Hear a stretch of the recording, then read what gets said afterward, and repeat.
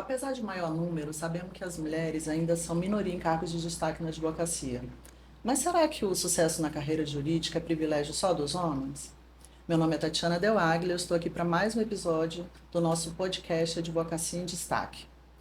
Temos hoje aqui o presidente do nosso instituto, Jacques Veloso, nossa convidada de hoje, Fernanda Marinella, advogada, escritora e professora, foi a primeira mulher a presidir o Conselho da Seccional de Alagoas entre os anos de 2016 e 2018. Mãe do Pedro e do Nando, casada com Paulo Nicolas, atualmente é procuradora-geral da Infra-SA e sócia do escritório Marinella e Nicolas Advogados. Seja bem-vinda, doutora Fernanda Marinella, seja bem-vindo, Jacques Veloso. Vamos lá, Marinella, conta pra gente um pouquinho do começo da sua história. Bom, em primeiro lugar, gostaria de agradecer o convite para estar aqui com os meus amigos, que para mim é Tati e Jacques, e dizer que fico muito feliz de fazer parte desse podcast, que se preocupa, na verdade, com a advocacia, com o futuro da advocacia, com o caminho, né, que a advocacia tem aí pela frente. Então, obrigada pelo convite de estar aqui, participando desse bate-papo, desse diálogo, tentando construir saídas, né? Eu digo que hora ou outra a gente escuta, assim, que a advocacia vai acabar, né, que é o fim dos tempos e que nós estaremos todos desempregados, né? Que seremos substituídos por robôs cibernéticos a qualquer momento. E eu acho que a nossa conversa é para dizer que não. Isto não é verdade. Fiquem tranquilos, não é verdade. Agora, é claro que nós temos um caminho para trilhar, né? A advocacia, como é uma função, uma atividade, uma profissão que desenvolve as questões sociais, é uma ciência social. E como ciência social, ela é um resultado do que a sociedade vive. Então, se a sociedade evolui, a advocacia precisa evoluir. Se a sociedade muda, a advocacia precisa mudar. Então, acho que a nossa conversa com a advocacia é dizer, olha, nós estamos em constante mutação, em constante mudança. E nós precisamos ter, então, essa consciência. Mas eu acho que aqui, meus colegas e meus amigos do coração, né? Nós um dia começamos, né? Assim como todo mundo, né? Sim. Eu dizer, quando eu participava dos juramentos lá na OAB, e aí ia entregar a carteira para os advogados, né? Eu dizia, meu Deus do céu, esses colegas estão achando que vão pegar a carteira hoje e vão peticionar hoje mesmo, né? Vão sair daqui do auditório já craque, ninja, né? Vários clientes. Vários, não, e o dinheiro vai entrar assim, né? Como presente. Não é nada disso. Você pega a carteira e descobre que você tem uma longa trajetória para conseguir fazer a primeira petição. Então, todos nós vivemos isso. É fato que naquela época que eu comecei, o processo era de papel, né? Sim. Então, vamos montar processo. Mas o meu primeiro trabalho, já na faculdade de Direito, foi aprender a montar processo. Esse foi o meu primeiro trabalho. Não sei se vocês sabem, mas eu fui secretária da sala da OAB. E secretária da sala da OAB, montando e desmontando o processo e tirando xerox. Então, esse foi meu primeiro trabalho. Então, foi assim que eu aprendi como que o processo, ele funciona. E eu brinco, Jacques, que quando eu comecei a faculdade de Direito, eu lia, assim, os livros e não sabia o que aquilo significava, né? Aquele vocabulário, assim, nada comum do nosso dia a dia, né? Então, eu saía grifando as palavras, assim, para depois ir ao dicionário.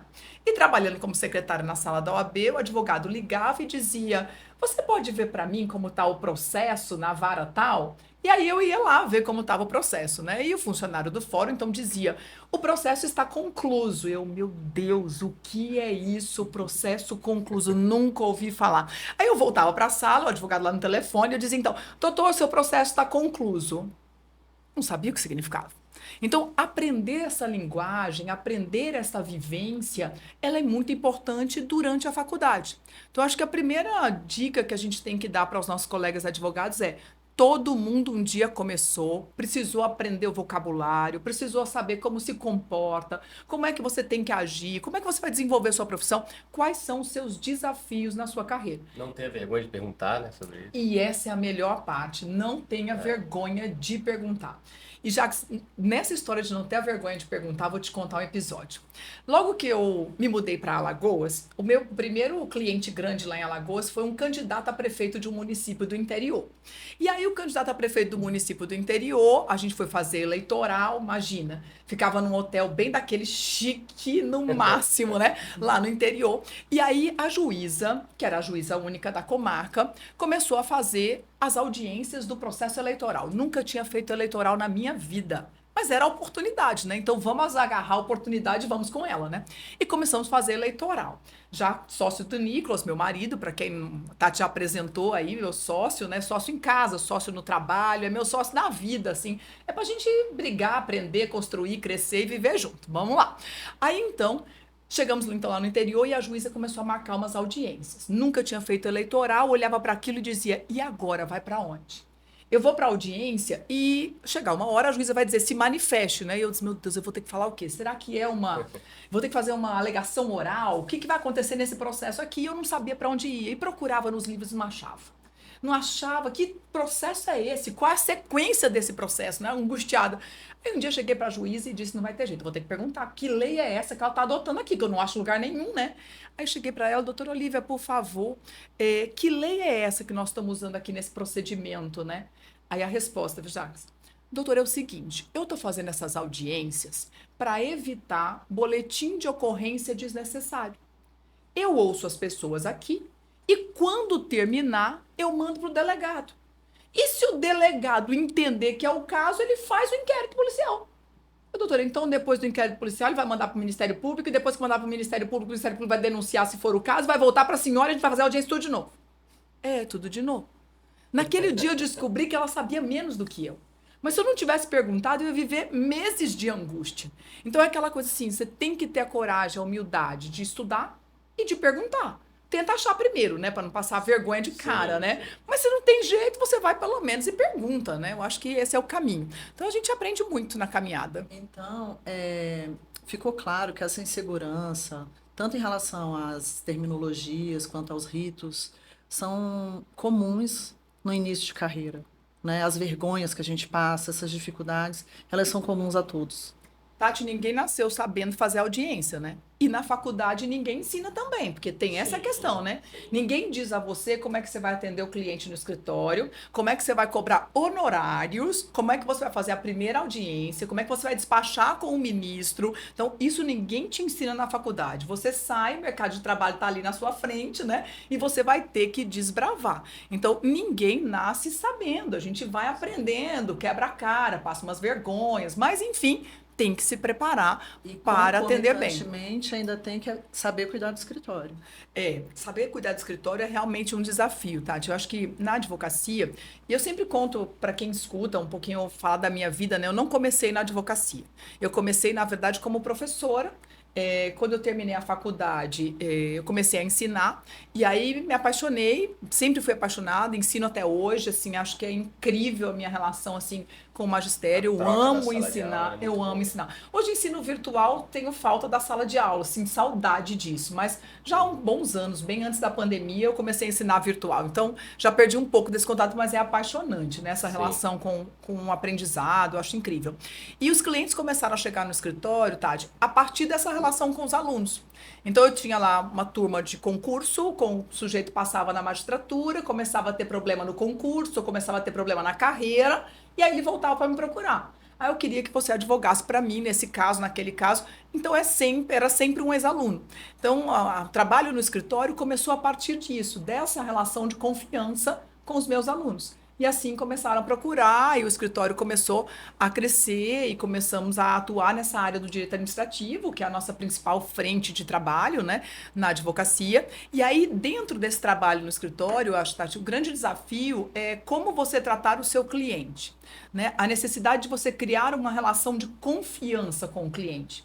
Se a gente parar para pensar na nossa vida, a gente tem lá na vida assim, eu sou muito dessa história de que eu gosto de um restaurante, eu volto nele toda vez. Nunca Sim. consigo escolher outro, assim. Mas você vai lá porque você cria uma relação de confiança com aquelas pessoas, com aquele local. Então o garçom já te conhece pelo nome, ele já sabe o que você gosta de comer. E essa relação cria fidelidade. Não é diferente no escritório. No escritório, a gente precisa criar com os nossos clientes uma relação de fidelidade, Sim. para que ele se sinta seguro. Afinal de contas, ele está colocando ali a vida dele, né? O trabalho dele, a história dele, a carreira dele, quer dizer, algo que é importante. E a gente Sim. precisa abraçar com essa importância.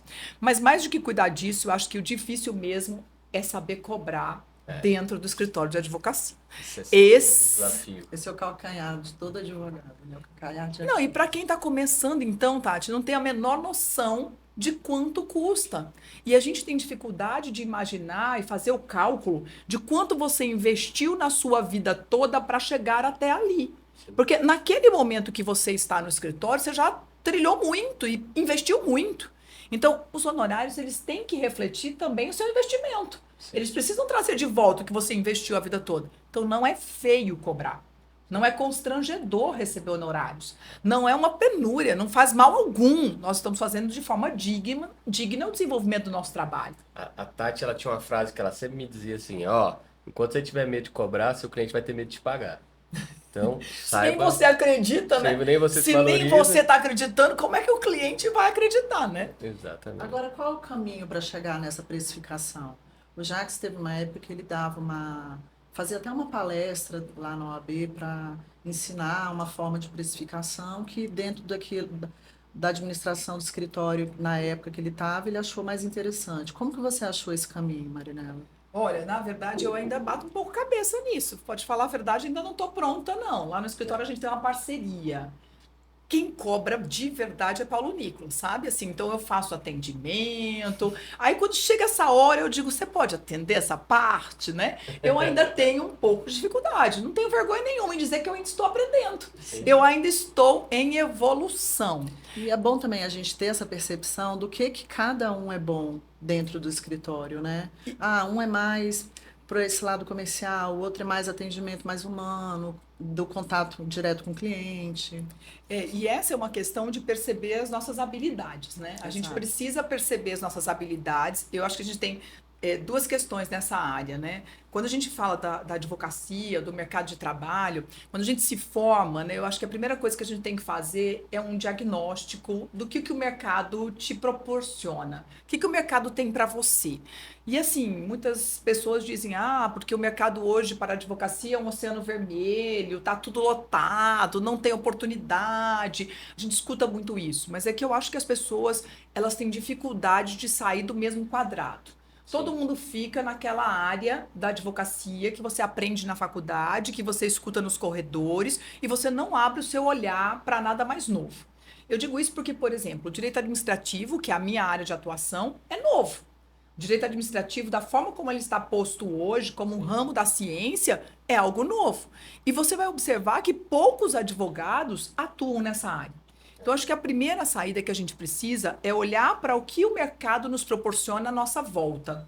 Então, você mora lá num município do interior do estado do Nordeste, que não tem empresas, que não tem indústrias, que você não pode fazer tributário como meu amigo Jacques e ficar rico, que você não tem a opção de fazer empresarial, porque não tem empresa. E aí você vai olhar à volta e vai dizer assim, eu vou viver do quê na advocacia aqui nesse lugar? E aí eu vou lhe contar, você vai viver de direito administrativo. Porque direito administrativo está em todo lugar do país, em todo canto, em todas as regiões, em todas as cidades, em todos os estados. Então, se você pensar, eu brinco com os meus alunos, que você vai ali na esplanada, né? E olha ali do Palácio do Planalto para todos os ministérios e pensa assim, eles fazem administrativo o dia inteiro e todo dia. Portanto, tem trabalho. Sim. Tem trabalho. Agora, o que nós precisamos? Primeiro, sair do nosso quadrado. Parar de olhar só para o mesmo lugar em que todo mundo está olhando.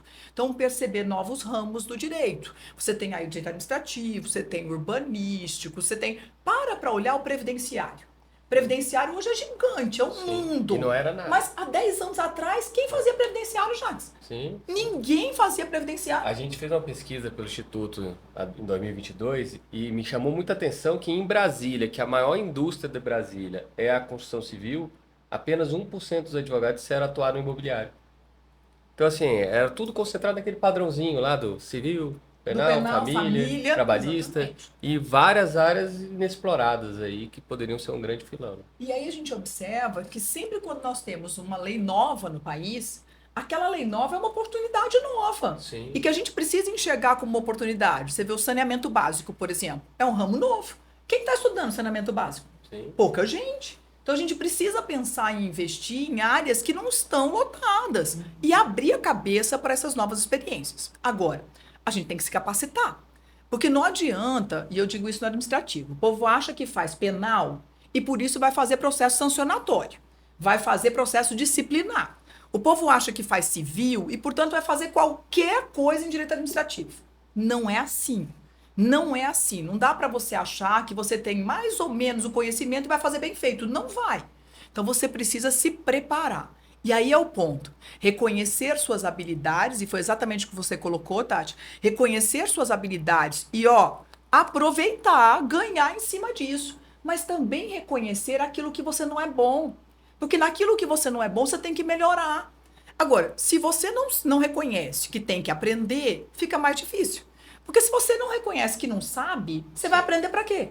Porque tem gente que fica na arrogância, né? Eu já sei tudo, não preciso aprender nada, Vai aprender o quê? E é Você cada já vez sabe menos tudo. advogado. Pois é, e aí isso não vai fazer com que você cresça. Então, tem que ter a humildade de olhar para suas habilidades, capacidades e reconhecer o que é bom e o que é ruim. E vamos melhorar no que está ruim e seguir em frente. Então, acho que a capacitação é um segredo muito importante.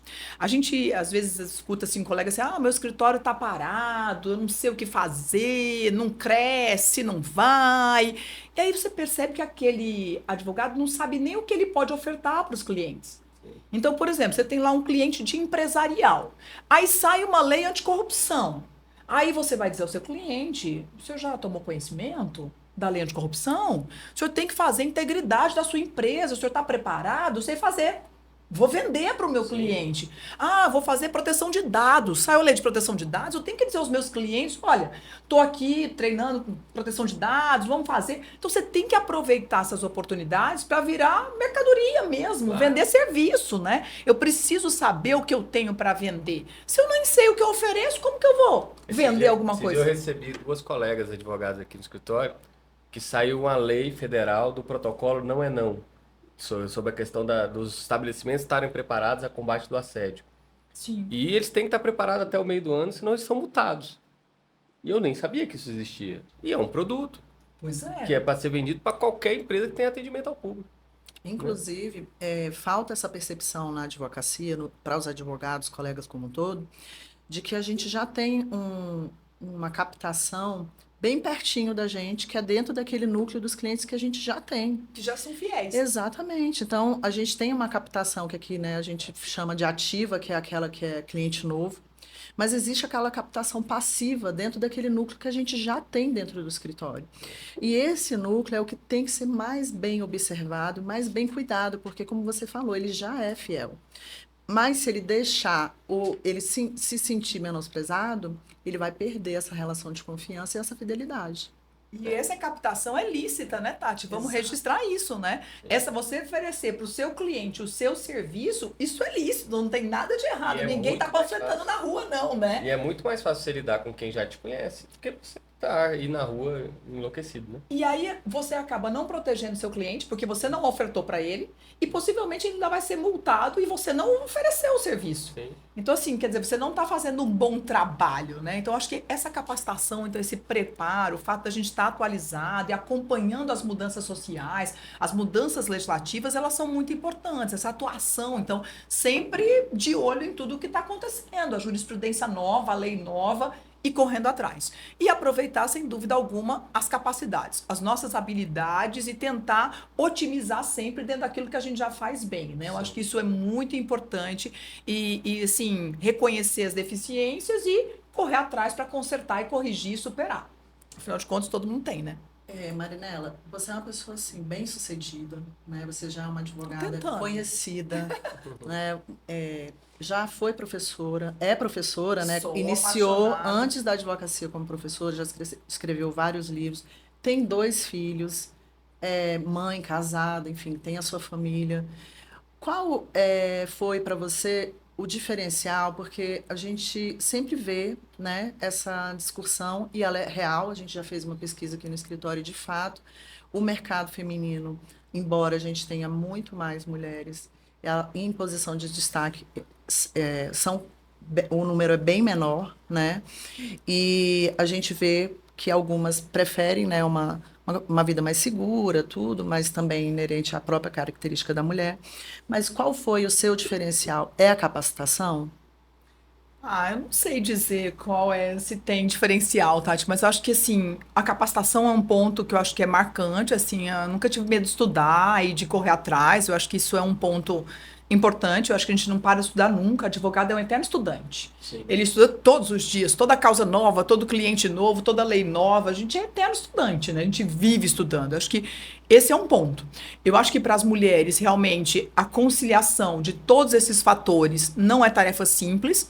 Na verdade, você fica lá equilibrando os pratos, né? São vários pratos para você segurar, né? Eu brinco que eu sou aquela eterna devedora. Eu tô sempre devendo em algum lugar, não tem saída. Então, deve com o marido, deve com o filho, deve no escritório, deve com os amigos, deve com a mãe, com o pai, deve com os irmãos, deve com alguém. Mas assim, é tudo dívida pagável, entendeu? Vou conseguir pagar. Não se preocupe, vai dar certo. Mas assim, eu acho que viver juntos também é uma escolha, né? Essas pessoas todas já estão escolhendo estar junto, então tá tudo certo. Mas eu brinco assim, que a gente não é Mulher Maravilha. A gente não tem que dar conta de tudo, sabe? Eu acho que a gente não tem a obrigação de ser excelência. Mas eu digo a vocês que o meu maior defeito é o perfeccionismo. Eu tenho que dizer isso. Sou muito chata, assim, muito perfeccionista. Isso é um ponto que me cobro muito mais, né? E porque me cobro muito mais, acabo tendo aí várias exigências, assim, profissionais, em família, com os filhos, naquela tentativa de atingir sempre. E não tem ninguém perfeito, né? Mas você fica pensando que tem que fazer mais, né? Tem que fazer mais. E aí eu digo pra mim, tô dizendo pra quem me escuta aqui, né, que o nosso ponto de partida tem que ser a excelência, sem dúvida alguma. Nós temos que fazer o melhor dentro do que a gente tem de melhor. Então, assim, a gente tem que aproveitar o que a gente tem de melhor para fazer. Mas eu acho que o grande desafio é realmente o equilíbrio desses pratos, né? Conciliar toda essa vida pessoal, vida profissional. Eu acho que para as mulheres hoje isso é importante. Agora, eu aprendi uma coisa nessa caminhada, que o pai, ele também ama. Ele ama os filhos, ele também cuida. Ele não vai querer que os meninos sofram algum acidente ou fiquem doentes. E se ficar, ele vai correr também. Mas tem uma coisa que é importante que eu queria dizer para as meninas. Eles amam, eles cuidam, mas eles não vão fazer igual a gente. Eles não vão fazer igual a gente faria. Não vai, não vai. Eu me lembro, Tati, isso é muito interessante, quando eu viajava, e viajava muito para trabalhar, e Nicolas ficava com os meninos, né? Os meninos pequenos. E aí eu chegava na escola, no dia seguinte da viagem e tal, a professora um dia falou assim, você estava viajando, né? Aí eu digo, por quê? O que foi que aconteceu?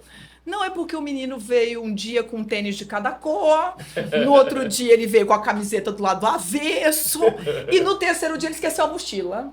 Eu disse, eu virei o professor e disse, mas felizmente ele veio. Olha que coisa boa, ele já veio todos os dias. Então, assim, a gente se cobra muito e quer que o outro faça como a gente faria. Então, aí fica difícil para a mulher, porque ela não vai conseguir equilibrar, tem que dividir tarefa, não tem jeito. Tem que ser parceria mesmo e dividir as tarefas. Então, ele não vai fazer do seu jeito, mas vai fazer. E tá tudo certo. E lembrar que a casa, os filhos, essas tarefas domésticas, elas não são espaços privados da mulher. Não são espaços exclusivos nossos. Portanto, dá para dividir tranquilamente. Chegava de viagem, abria a geladeira. Vocês conhecem a geladeira Coco Verde? Não. Lá em casa tinha muito, só tinha água dentro. Mas ele tem que se virar, né? Algum momento. Fome ninguém vai passar. Aprendeu, teve que se virar. Agora já não tem mais coco verde, mas no começo do casamento era assim: abria a geladeira, só tinha água dentro. Mas hoje, graças a Deus, tem o iFood. Pois é, se vira fome, ninguém passa, Tati. Então, assim, não vai ser do jeito que você querer, mas vai ser, entendeu? Vai dar certo. Então, é isso que é importante. Eu acho que a gente precisa ter essa consciência, porque a gente fica querendo fazer tudo. A gente tem que arrumar tudo, organizar tudo, fazer tudo. Então não tem que fazer tudo. Dar tudo certo, entregando também um pouco. E como é que foi equilibrar todo esse desafio ainda com a presidência da ordem? Então, doideira, né? Assim, vamos falar a verdade. Bom, a primeira vez que eu participei da OAB foi como conselheira federal, foi quando eu presidi a Comissão Nacional da Mulher Advogada, né? Primeira vez que a Comissão Nacional da Mulher Advogada tinha sido criada, lá em 2013. Foi uma luta muito grande, né? Naquele momento o sistema OAB não falava de mulheres, né? Sim. Nós éramos 4 conselheiras federais de 81. Então, assim, era uma realidade. Eu dizia que o Conselho Federal era preto e branco, né? Até, assim, mas era preto e branco porque não tinha mulher colorida, sabe? Roupa de mulher colorida, todo terno preto e branco. Então, era muito preto e branco. E naquela época, quando a gente começou a falar de cotas para as mulheres, de participação das mulheres, de tudo isso era, assim, algo pouco... Quebrar tabu.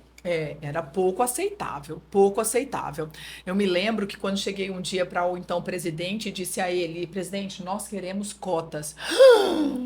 Como assim? As mulheres não gostam de cotas. Ele disse para mim. Eu disse, é verdade, presidente. Nós, mulheres, odiamos cotas.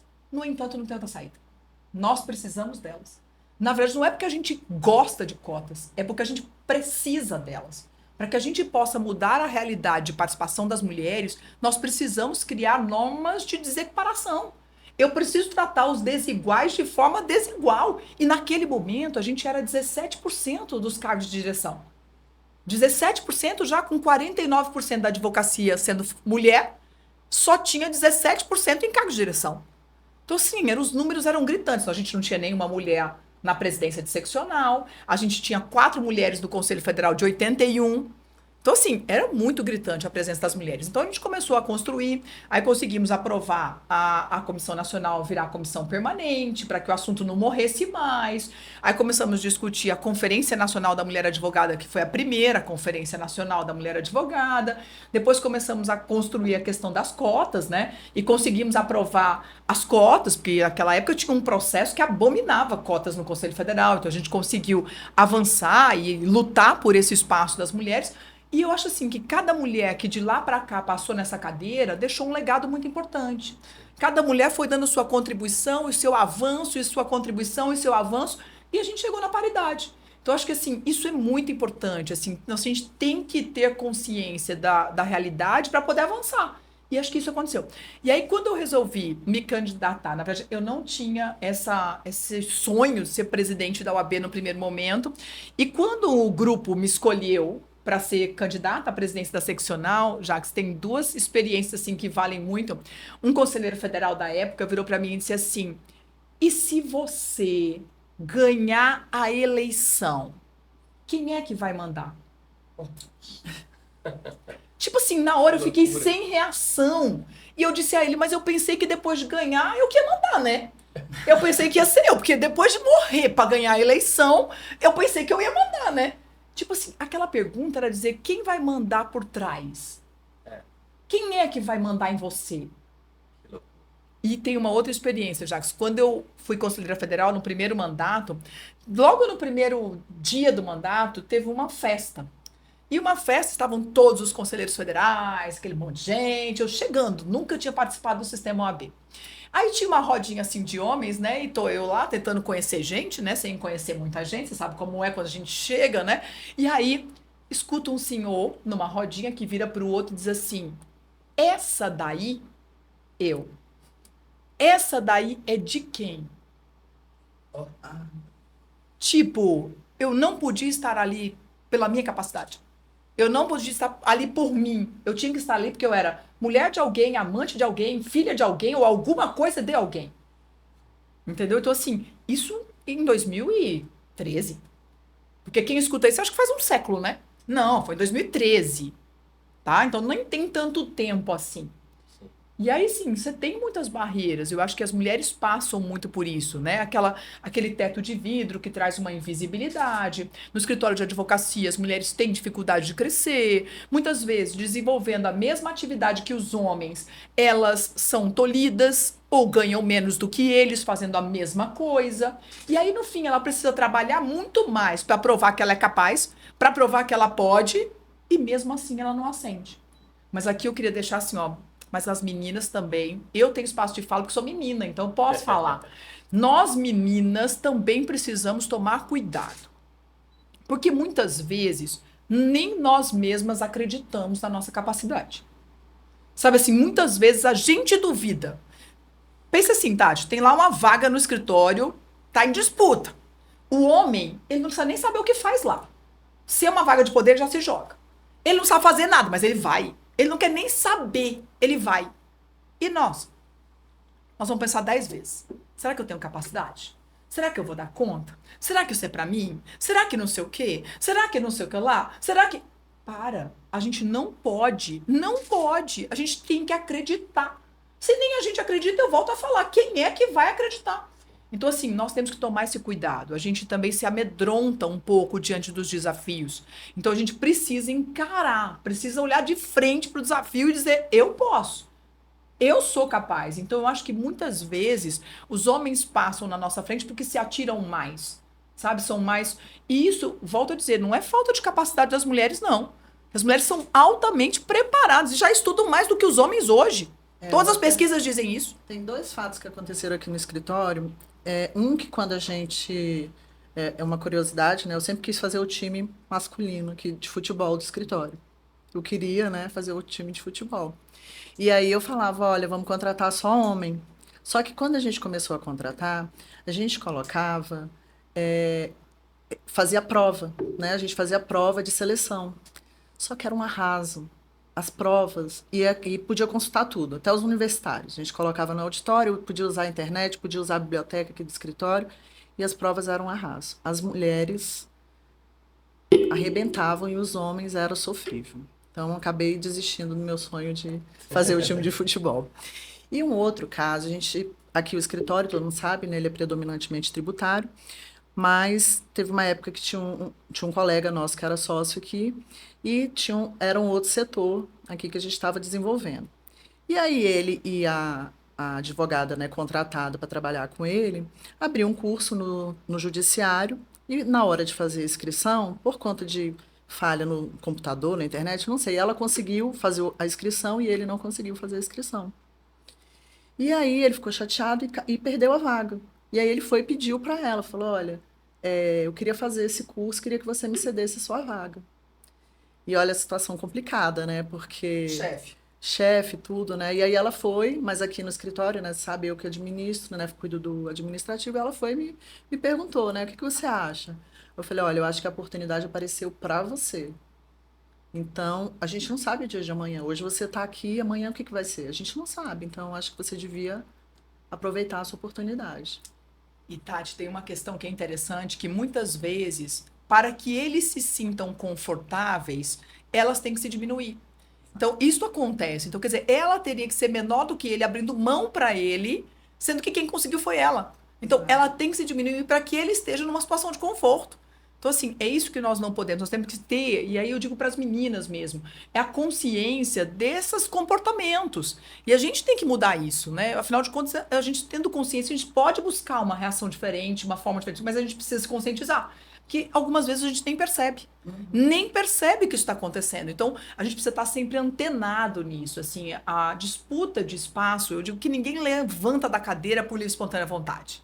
Ninguém levanta, eu vou te dar a chefia, porque eu sou muito legal. Ninguém levanta da cadeira por livre e espontânea vontade. Então, tem que ter realmente essa consciência de que o mercado é uma disputa, que a gente tem que estar preparado e pronto para as oportunidades, que a gente não pode ter medo de se arriscar, não pode ter medo de enfrentar, não pode ter medo de correr atrás, não pode ter medo. A gente tem que ter a consciência da nossa capacidade e para cima. Então, acho que se você perguntar, Tati, você perguntou lá atrás, né, qual é o ponto, assim, de diferença? Eu acho que é esse desafio de se jogar, de tentar, de ter dia de desespero, ter dia de chorar, ter dia de dizer, meu Deus, como que eu vou dar conta? Mas tem que dar conta, e aí você vai, né? Então, todo mundo passa por isso, mas é acreditar de que você tem esse potencial e de que pode fazer. Então, acho que isso é um ponto importante, e nós, meninas, precisamos nos unir, assim, nos juntar mais nesses pontos, assim, pra gente discutir muito e aprender umas com as outras para que a gente possa fazer diferente e conquistar esses espaços, né?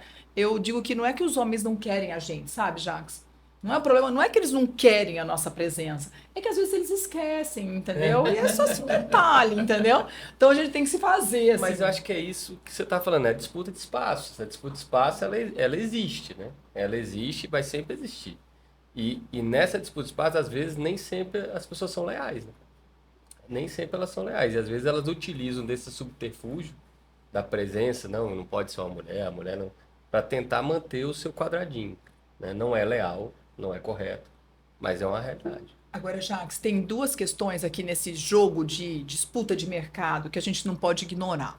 A primeira delas é que os homens discutem tudo isso, seja política partidária, seja política de ordem, seja a disputa de espaço, de contratos, de honorários. Os homens discutem tudo isso em espaços que nós mulheres muitas vezes não estamos. Muitas vezes eles discutem tudo isso, e eu brinco sempre, na mesa do bar. E nós, nesse horário, estamos lá com os meninos em casa, resolvendo as coisas da casa, fazendo supermercado, cuidando de outras coisas, e nós não estamos na mesa do bar.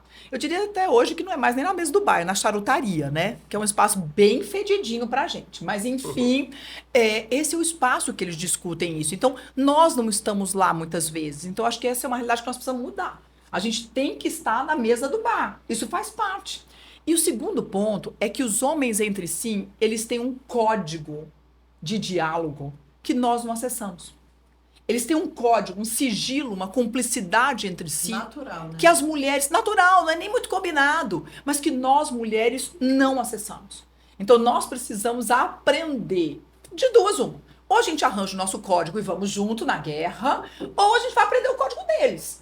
Entendeu? Não tem muita saída, porque é tipo um sigilo velado, entendeu? Eles têm lá um olhar próprio, uma palavra própria, um jeito de agir próprio, que faz parte desse jogo do masculino, do patriarcado, da história de dominação, e que nós ainda não dominamos. Então, assim, nós temos a consciência que temos a capacidade para estar, mas que ainda temos muitos obstáculos pela frente. E aí, vamos lutando, né? Devagarinho. Eu digo sempre aos meninos que fiquem tranquilos. Nós queremos sim dominar o mundo. Queremos, mas fiquem tranquilos, porque nós queremos dominar o mundo para dividir com vocês. Meninos, fiquem tranquilos. Nós não queremos o mundo para nós, não tem graça, então a gente vai dividir. Fiquem calmos, tá bom? Mas o plano tem que ser esse, não tem saída. Maravilhosa. Marinela, então, agora a gente já está chegando pertinho do fim, eu queria que você mandasse uma mensagem para a Jovem Advocacia, não só para as meninas, né, mas para os meninos também, porque a gente sabe que, como vocês falaram aqui, os dois, as dificuldades, elas são comuns, né, e o pulo do gato, pelo que eu tenho percebido, também é comum. É aquela pessoa que realmente quer se capacitar e quer se dedicar para a profissão, né? Então, dentro desse universo que você conseguiu alcançar, apesar de todas as barreiras, porque a gente sabe que na parte da advocacia era uma carreira predominantemente masculina, e você conquistou o seu espaço de forma leal, né?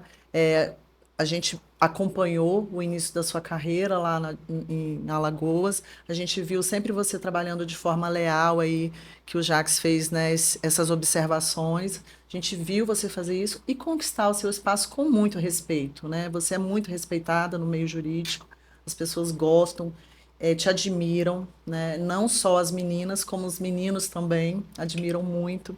Então, qual é a sua mensagem para esses jovens advogados, ou às vezes nem tão jovens, que que acreditam hoje que a advocacia está difícil, que a advocacia não é para todos, e a gente vê aqui sempre pessoas que começaram sem nenhuma ajuda e conseguiram alcançar o seu espaço e alcançaram sucesso dentro da profissão. Então, deixa a mensagem para esses advogados que precisam ver isso. Olha, a minha mensagem é para aqueles que hoje estão se achando no fundo do poço. Eu diria que o fundo do poço é o melhor lugar, porque você tem chance de impulsionar o seu pezinho lá e chegar bem longe. Mas tudo isso depende da sua capacidade de reescrever sua história. Eu queria deixar assim registrado que o seu livro é seu. E do primeiro ao último capítulo, quem escreve é você. E, portanto, não dê ninguém o direito de medir o seu valor. A régua que mede o seu valor é sua. E, portanto, não dê a ninguém a oportunidade de fazê-lo. Agora, vai cair? Vai. Todo mundo um dia vai cair. Não tem jeito. Agora, o que muda a história de um para o outro é a capacidade que você tem de recontar, de começar de novo, de levantar e de lutar pelo aquilo que você quer. Então, se você quer, vá atrás, se prepare, estude, tenha coragem. Você tem que ser do tamanho do seu sonho e, portanto, não abra mão de nenhum pedacinho. Tem oportunidade, sim. O mercado está lotado de oportunidade mesmo na advocacia. O que você precisa é achar o seu diferencial. Para o mesmo, mais do mesmo, ninguém quer. É verdade. Se você quer ficar na zona de conforto, sentada no sofá da sala reclamando, vai continuar no fundo do poço. Então, na verdade, o que você precisa é ter coragem de assumir a sua trajetória como sua e parar de culpar os outros. Pare de achar culpado. Se algo der errado, a culpa é sua. Então, corra atrás e vai escrever de forma diferente a sua história. Afinal de contas, o último capítulo também é seu. Então, escolha o que você quer colocar nele. Eu, sinceramente, acho que a gente tem que escrever uma linda história. Uma linda história porque esse é o legado que a gente deixa para as futuras gerações, podendo construir algo melhor para os nossos filhos, para os nossos netos e para a advocacia do amanhã. Então, vamos lutar para que a advocacia de hoje seja respeitada, seja valorizada, que as nossas prerrogativas e as nossas armas ninguém vai tirar e que a nossa carteirinha, meu filho, é nossa e ninguém tira. Portanto, nós temos capacidade, conhecimento, preparo e estamos na linha de frente de todas as batalhas. Nós conhecemos a lei e, portanto, ninguém pode tirar isso da gente. Vamos à luta. Nós não podemos deixar que ninguém humilhe a advocacia, que abuse da advocacia, que desrespeite a advocacia. Nós temos voz e vez e, portanto, vamos correr atrás. Então, para de chorar, levanta da cadeira e vamos embora. Vai dar certo. Nossa, parabéns.